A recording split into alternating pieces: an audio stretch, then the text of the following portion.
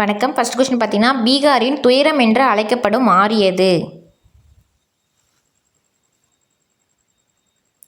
Option C Kosi.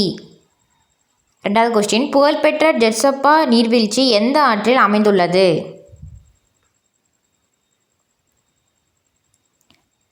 Option B ஷாராவதி ஆறு. மூணாவது question, ஒரு தீர்க்க கோட்டை கடக்க சூரியன் எடுத்துக்கொள்ளும் நேரம் எவ்வளவு?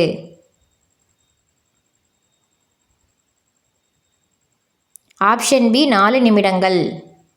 நாலாவது கொஸ்டின், லட்சத்தீவுகள் கூட்டமைப்பு எந்த ஆண்டு முதல் ஒட்டுமொத்தமாக லட்சத்தீவுகள் என பெயர் மாற்றப்பட்டன? Option B 1973.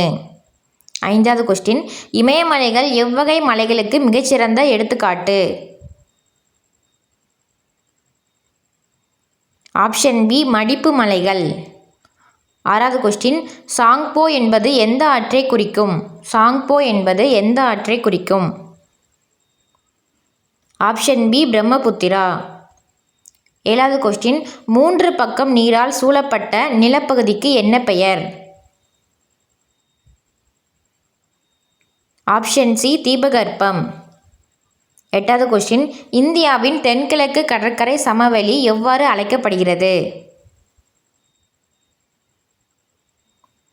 Option D Cholamandala கடற்கரை. ஒன்பதாவது கொஸ்டின், பாக் நீர் சந்தி மற்றும் மன்னர் வளைகுடா இந்தியாவை எந்த அண்டை நாட்டிலிருந்து பிரிக்கிறது? ஆப்ஷன் சி இலங்கை. பத்தாவது கொஸ்டின், இந்தியா எத்தனை முக்கிய இயற்கை பிரிவுகளாக பிரிக்கப்பட்டுள்ளது? ஆப்ஷன் பி 5 பிரிவுகள். 11வது கொஸ்டின், பழவேற்காடு ஏரி எந்த 2 மாநிலங்களுக்கு இடையே அமைந்துள்ளது? ஆப்ஷன் டி தமிழ்நாடு மற்றும் ஆந்திர பிரதேசம். 12வது கொஸ்டின், தபத்தியும் ஆறு மத்திய பிரதேசத்தில் உள்ள பெத்தூல் மாவட்டத்தில் எந்த இடத்திலிருந்து உற்பத்தியாகிறது? Option B முல்தாய்.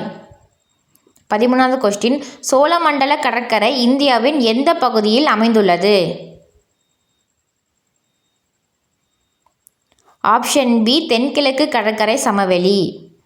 14வது கொஸ்டின், தீபகற்ப இந்தியாவின் முக்கிய ஆறுகளில் ஒன்றான தபதி ஆற்றின் நீளம் மற்றும் வடிகால் பரப்பு எவ்வளவு?